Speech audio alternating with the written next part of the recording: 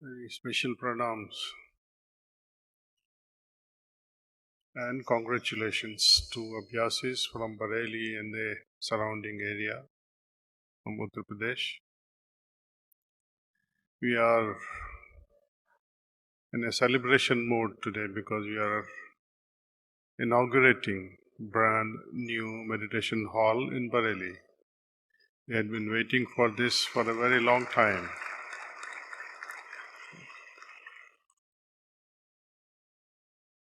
Purpose of ashram. It's almost like a school.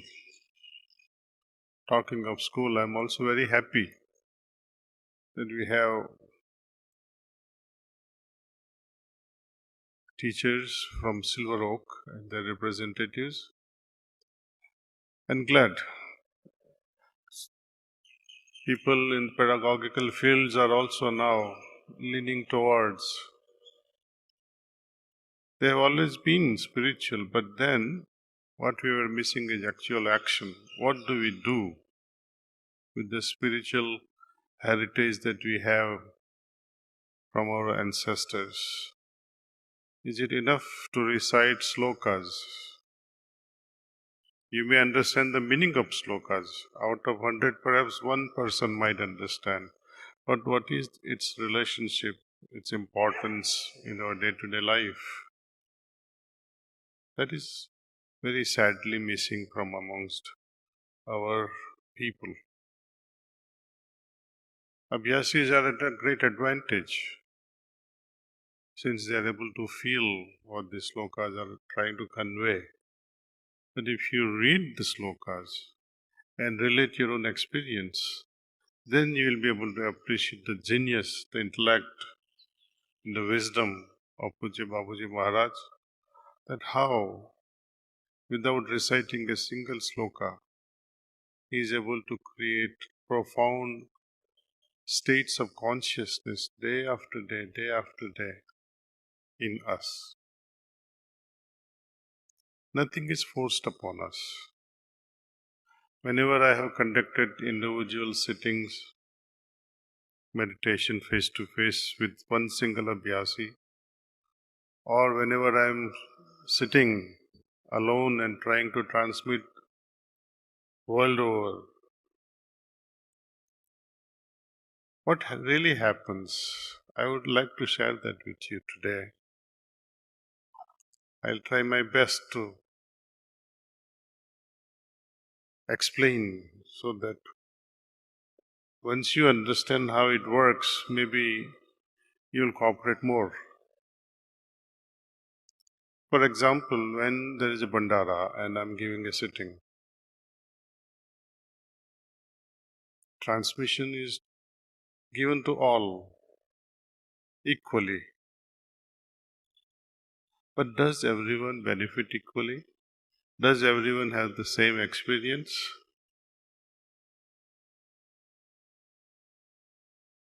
Does everyone absorb transmission to the same extent?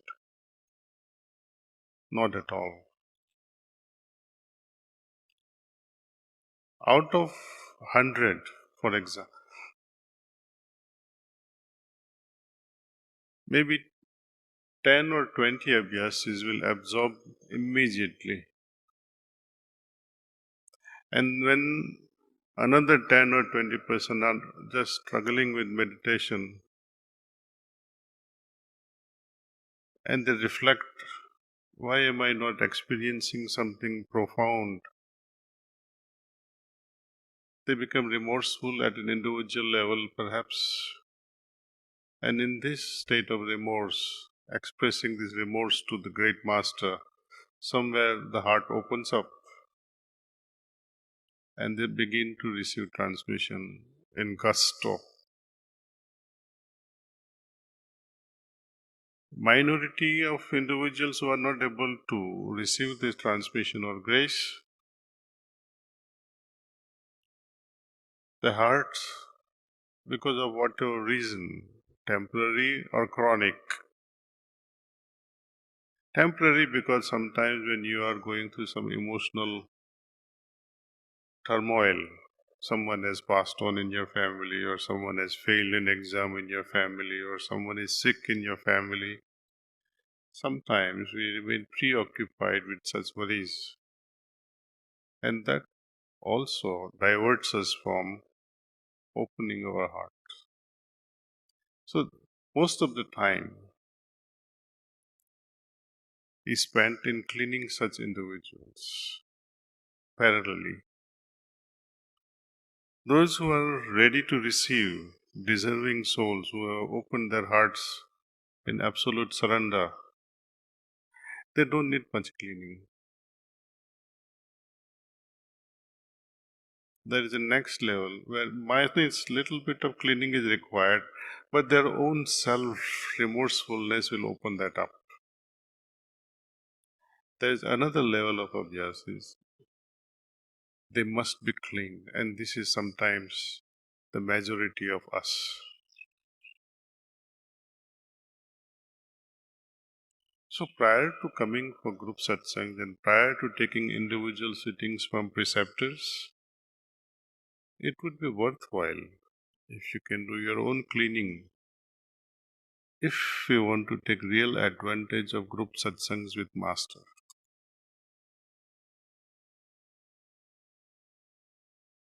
All these ashrams, why do we build ashrams?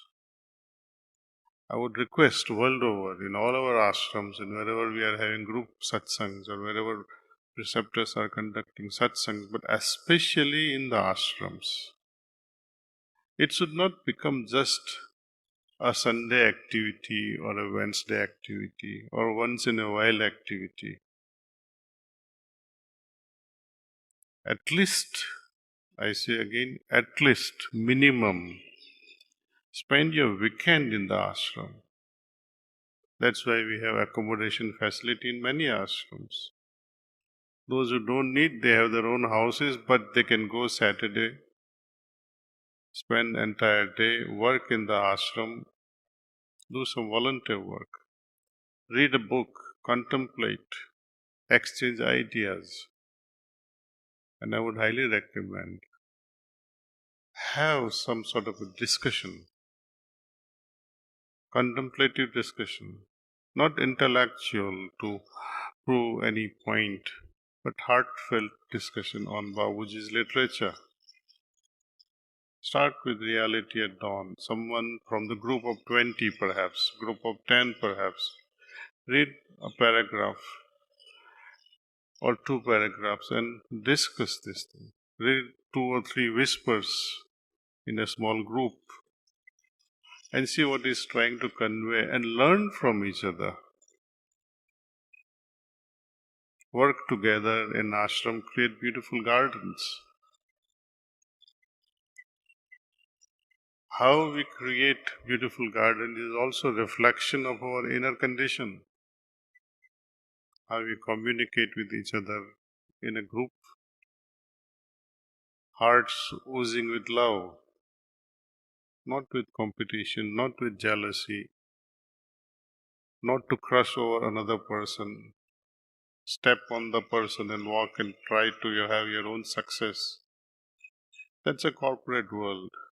But there too, in the corporate world, our abhyasis should prove themselves that they are beyond politics and they are beyond human weaknesses.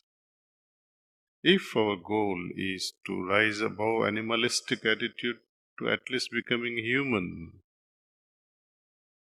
and wait for the angelic transformation, it's a wide, infinite journey. Can we afford to remain where we are? We must keep moving. If we want to keep moving, that means constant change in us. But who can afford to have constant change, inner change? It's, it's very difficult to adjust with everyday changes that can happen. There are many examples. In the external world, for example, You have beautiful roads, and all of a sudden they are upgraded to a next level. Trains are upgraded to the next level. Buses are upgraded to a next level. You have to get used to it. Oh, I'm not used to this. And it gives you a headache. Environmentally also. Imagine you get up in the morning and all your walls are colored instead of what you saw before you slept. But as soon as you wake up, you see all the flower painted on your walls or black walls. It's a change. You'll be shocked perhaps. Similar thing happens inside us. Fortunately, all the changes that happens within us are so beautiful, yet we are not able to adjust ourselves to these beautiful changes. It's too much for us. Though we want to evolve, though we want to go to the next level of divinization, yet we remain in our comfort zones with our habits. And that is a pathetic situation. You want to grow and you want to stay where you are. How is it possible? So the flexibility, extreme flexibility. As Babuji says, one chingari, one spark, one should be able to become a flame, divine flame instantly. Those who are not ready, you can keep on, burning your matchsticks. Nothing will happen. So when we enter ashrams, we are entering ashrams. Why? For a transformation. Is my heart ready for transformation? I have to remind myself what is the goal of my life. Why am I meditating? Why am I pursuing a spiritual path? What is my goal? What is stopping me? How can I go beyond my weaknesses? Often, when your spouse reminds you of your weakness, we rebel instead of being thankful. Person who is really looking forward to constant change will welcome such criticism, because something that you could not see, somebody else is saying it and is helping us.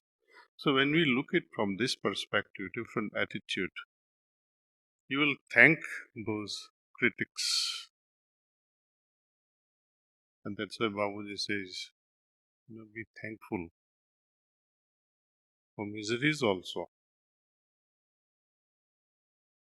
Has anyone learned anything from pleasures and romance? Because after every pleasure and romance, what follows is pain.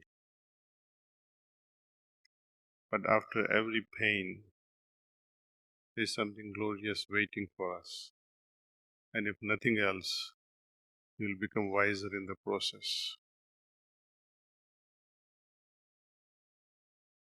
It is wiser to make use of these states that we undergo, pain. It's not that we welcome pain like our rishis used to say, let me go through more and more penances so my system gets purified, my psyche, my consciousness gets purified. No, we are not inviting any pain or miseries like those bygone days. But at least whenever it comes, let's accept it. And only when we accept the miseries and pain that we can learn something from it. When I accept, I can find a better solution how to overcome it. So let not your pain go in vain. Try to gain something out of it. Gain greater wisdom. Our ashrams, wherever we interact with the brothers and sisters, we surely will have differences, opinions, and it's most welcome. I've been busy sometimes because of my sickness. The moment watching this series called The Good Doctor, Good Doctor. It's on Netflix. And I see constant turmoil and fight between the surgeons, the residents, as well as the full-fledged surgeons in a hospital. But the beauty of these episodes, though they fight like hell because of differences of opinions based on new scientific research, somebody is much ahead, somebody's heard something somewhere, someone has read something in medical journal, and they come out with their own opinions. And it is so enriching to welcome various opinions. Though at the moment you feel that somebody or so and so is trying to oppose your views or your viewpoint, and you get disgusted, you become irritable. But at the end of it, when you see a finer advice coming from your colleague, either you become jealous or you become proud to be in the same team. Choice is yours. If you become proud to belong to such a team, it's a victory. If you become jealous, you're going down. Anyway, there's a lot to share about how to make use of our ashrams. Let them be the cleanest spots on earth. Let there be tremendous greenery all around us. I wish center in charge, zonal coordinator and regional facilitator from Bareilly area, and those who ever like to come here, please come for at least 2-3 days. Come with the master plan of your ashram and see what we can all do together. Thank you.